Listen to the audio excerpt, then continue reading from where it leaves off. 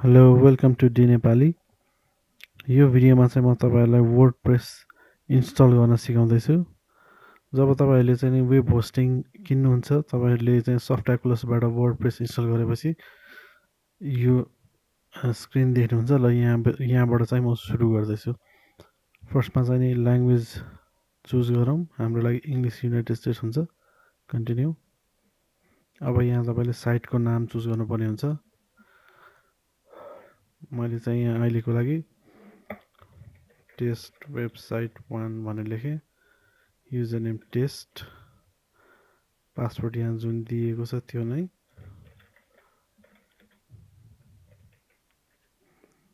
यो password record गर्दैछु पछिको लागि।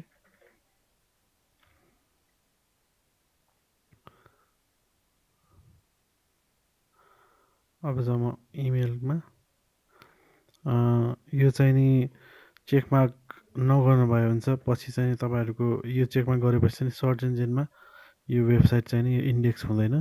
यो टेस्ट वेबसाइट भएको कारणले म चाहिँ यसमा चेक गर्दैछु। अब इन्स्टल वर्डप्रेसमा जाउँ। लोड हुँदैछ, इन्स्टल हुँदैछ ब्याकग्राउन्डमा। एकछिनपछि प्रोग्रेस देखाउँछ। हेरौँ।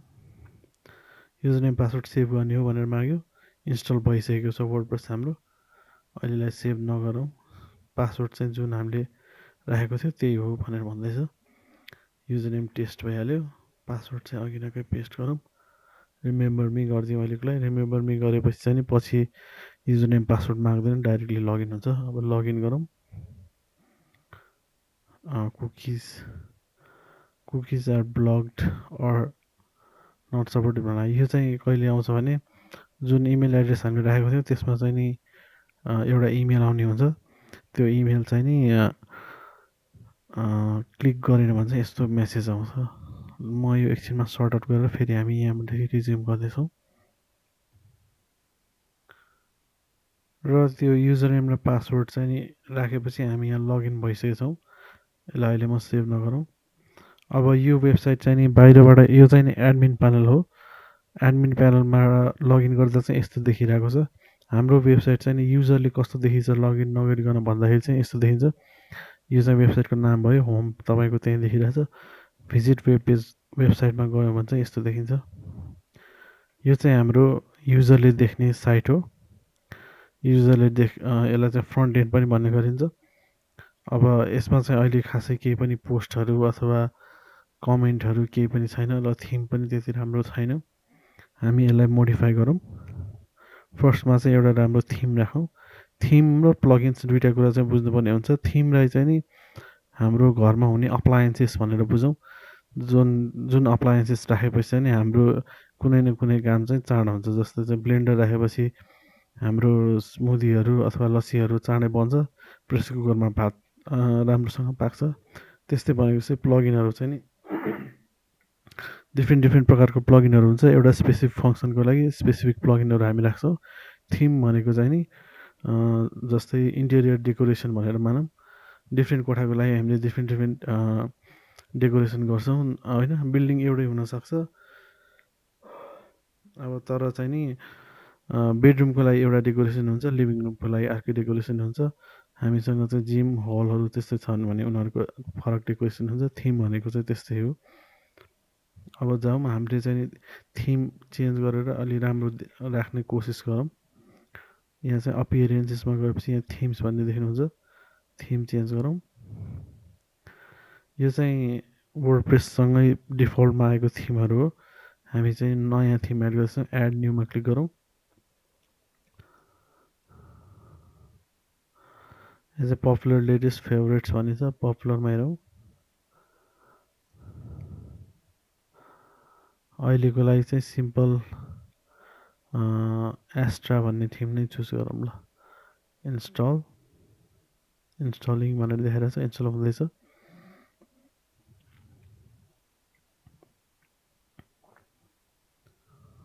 Let's weight.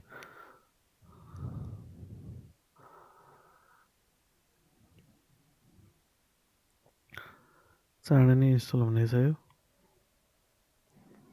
यसको स्पिड चाहिँ तपाईँहरूको सर्भरको स्पिड र इन्टरनेट स्पिडमा पनि भर पर्छ। अब यो थिम चाहिँ नि इन्स्टल भइसकेको छ, तर यो चाहिँ अलरेडी एक्टिभेट भएको छैन। एक्टिभेट भएको चाहिँ यो थिम हो, यहाँ एक्टिभेटेड भनेर जुन देखाइरहेको छ। यो थिम एक्टिभेट गर्नलाई चाहिँ हामीले यहाँ एक्टिभेट भनेर थिच्नुपर्छ। अब बल्ल चाहिँ नि यो थिम हाम्रो वेबसाइटमा एक्टिभ हुन्छ। अब हेरौँ हाम्रो वेबसाइट कस्तो देखिन्छ युजरले हेर्दाखेरि। यो जुन माथिको बार देखिरहनु भएको छ, यो चाहिँ नि हामी लगइन गरेको भएर यस्तो देखिएको। लगइन नगरेको भए चाहिँ नि लगइन नगरेको युजरले चाहिँ यस्तो देख्छ।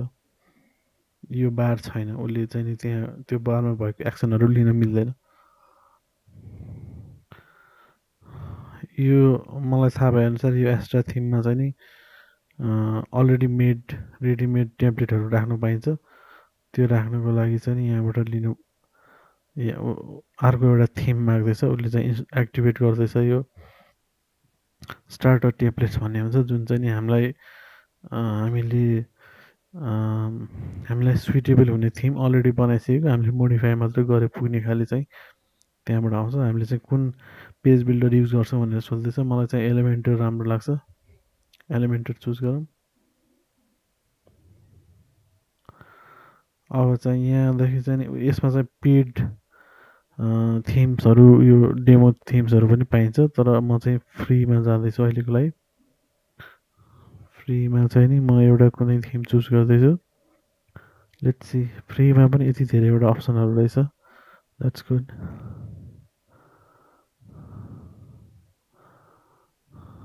म चाहिँ आफ्नो लागि एउटा सिम्पल थिम चुज गर्दैछु। हेरौँ यहाँ भएको चोइसेसहरूमा कुन चाहिँ राम्रो हुन्छ।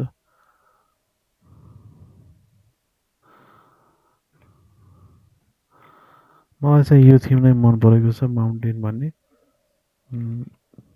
यसलाई म इन्स्टल गर्दैछु, क्लिक गरौँ।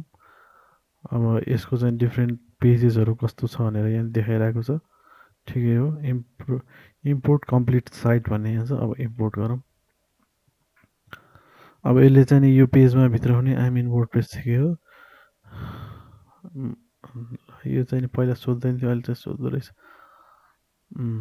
नेक्स्ट गरौँ, इन्टरमिडिएट, नेक्स्ट, स्किप। उसले चाहिँ अब इम्पोर्ट गर्दैछ। फर्स्टमा चाहिँ एलिमेन्टर भन्ने प्लगइन इम्पोर्ट गर्दैछ।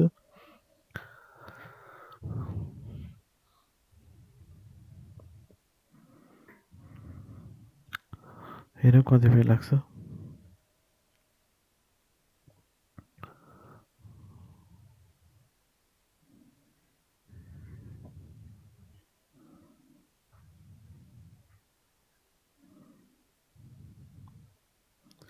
एकैछिन म यहाँ आफ्नो प्राइभेसी मेन्टेन गर्नको लागि त्यो हाइड गरिदिएँ। एलिमेन्टर थिम अब चाहिँ इन्स्टल भइसकेको छ। अब यसले चाहिँ इम्पोर्ट गर्दैछ यो डाटाहरू, जस्तै फोटो अनि यहाँभित्रको टेक्स्ट स्टाइलहरू, त्यो सबै इम्पोर्ट गर्दैछ। यो चाहिँ अघि भनेको जस्तै तपाईँको सर्भर स्पिड र इन्टरनेट स्पिडमा पनि भर पर्छ, कम्प्युटरको स्पिडमा पनि। किनभने यो मेसेज चाहिँ ब्याक एन्ड फोर्थ तपाईँको कम्प्युटर र सर्भरमा गइरहेको हुन्छ। अब इन्स्टल हुँदैछ, फोटोहरू लगइन डाउनलोड गर्दैछ। अब चाहिँ तपाईँको कम्प्युटरमा होइन कि सर्भरमा। ठिक छ, अब इम्पोर्टेड सक्सेसफुली भनेर देखाएको छ। भिजिट साइट गरौँ। हेरौँ हाम्रो साइट कस्तो देखिरहेछ। हेर्नुहोस् त, अघि नै हाम्रो साइट यस्तो थियो। हामीले चाहिँ नि एस्ट्रा थिम राखेर त्यसको चाहिँ नि डेमो कन्टेन्ट इम्पोर्ट गरेपछि चाहिँ यस्तो देखिएको छ।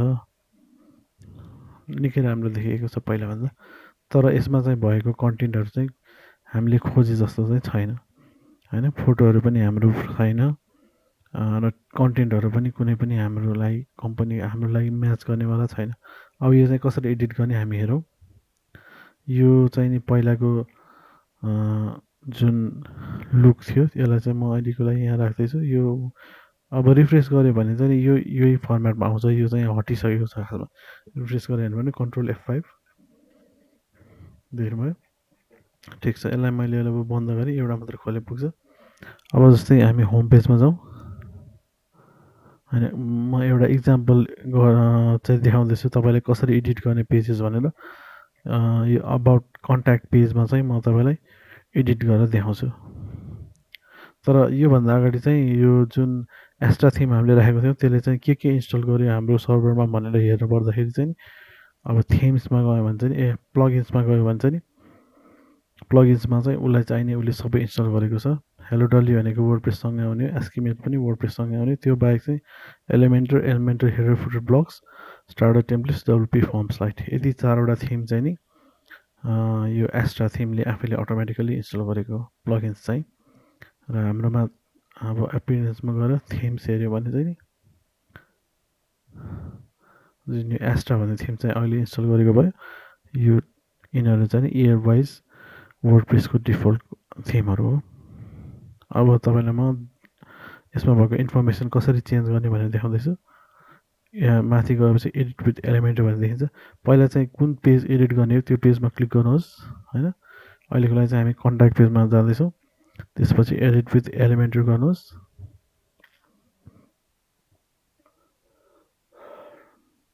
लोड हुँदैछ। यहाँ ग्रिन बार जुन देख्नुहुन्छ त्यो लोडिङको हो।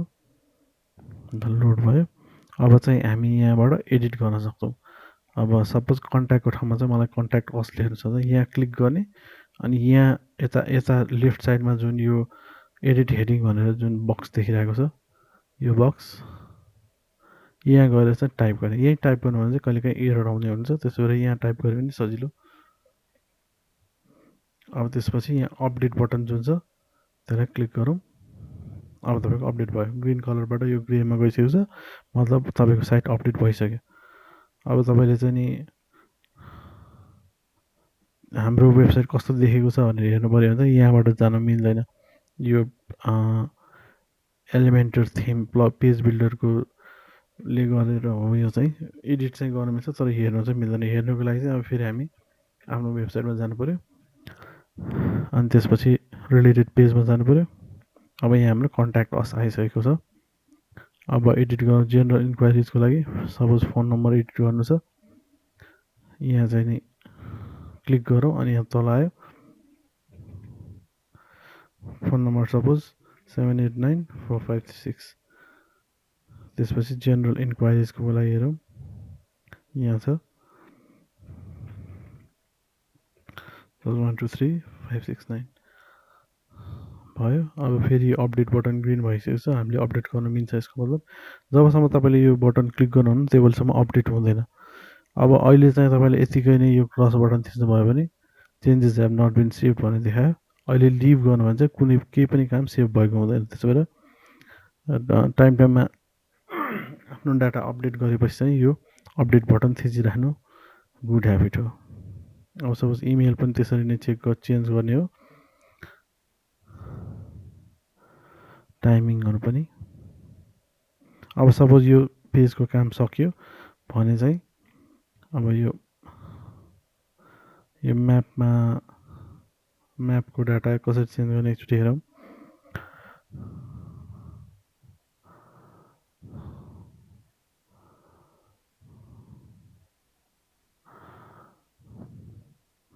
म्याप चाहिँ अलि एडभान्स फिचर भयो। यो बिगिनर लेभलको ट्युटोरियलमा चाहिँ सायद देखाउन मिल्दैन होला। पछि तपाईँहरूले डिमान्ड गर्नुभयो भने चाहिँ म यसको लागि चाहिँ नि छुट्टै भिडियो बनाउँदैछु। अहिलेको लागि चाहिँ यो पेज तपाईँहरूले कसरी एडिट गर्ने कसरी चाहिँ अपडेट गर्ने भनेर थाहा पाउनुभयो। यति नै हो।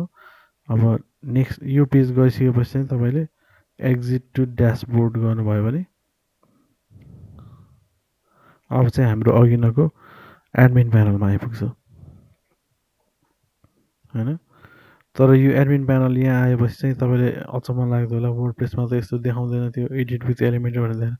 एडिट विथ एलिमेन्टर गर्नुभयो भने चाहिँ तपाईँ अघि नै जुन पेजमा हुनुहुन्थ्यो त्यो पेजमा जान्छ। अब यहाँ आइपुग्यौँ। अब यसरी यहाँबाट जानुभन्दा चाहिँ मलाई यहीँबाट एडिट गर्न सजिलो लाग्छ। जस्तै अब सपोज सर्भिसेस पेजमा चाहिँ हामीलाई एडिट गर्नु छ भने सर्भिस 1 2 3 देखाइराखेको छ। त्यसको सट्टा एडिट गर्नु छ यो सर्भिसेस पेजमा गयो। त्यो पछि एडिट विथ एलिमेन्टर गऱ्यो।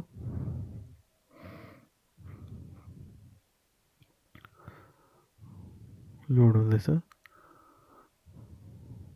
ठिक छ। अब यो सर्भिस 1 को सट्टामा म चाहिँ माई सर्भिस वान लेखेँ। A short description about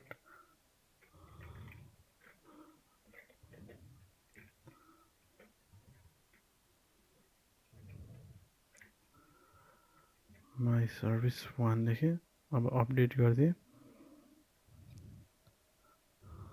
अब देख्न सक्नुहुन्छ यहाँ चाहिँ अपडेट भइसकेको छ। अब हाम्रो वेबसाइटमा हेर्नको लागि चाहिँ नि यो चाहिँ तपाईँको सर्भिसेस पेजको लागि हो। भनेको मतलब यहाँ चाहिँ सर्भिसेस पेजमा गएर यहाँ हेर्नुभयो भने यो चाहिँ एडिट पेजमा गयो। यसरी जाने होइन खासमा। डाइरेक्टली त्यो एड्रेस बारमा आफ्नो यो वेबसाइटको युआरएल टाइप गर्यो अनि चाहिँ नि जो सर्भिसेस पेजमा गएपछि टेक्स्ट एडिट भइसकेको छ। अब यो इमेज कसरी एडिट गर्ने त्यो हेरौँ। इमेज यहाँ छ, यसलाई एडिटमा क्लिक गरेपछि राइट क्लिक एडिट इमेज, यहाँ आइसकेको छ। इमेज चुज गरौँ। फ्री इमेजेस फ्रम पिक्साबे गरौँ अरूलाई। तपाईँको कम्प्युटरमा भएको इमेजेस चाहिँ ड्र्याग एन्ड ड्रप गर्न सक्नुहुन्छ अनि सेलेक्ट गर्न पनि मिल्छ। पिक्साबेबाट कुनै इमेज एउटा चुज गर्दैछु। यो टाइगरको फोटो राखौँ। Insert media,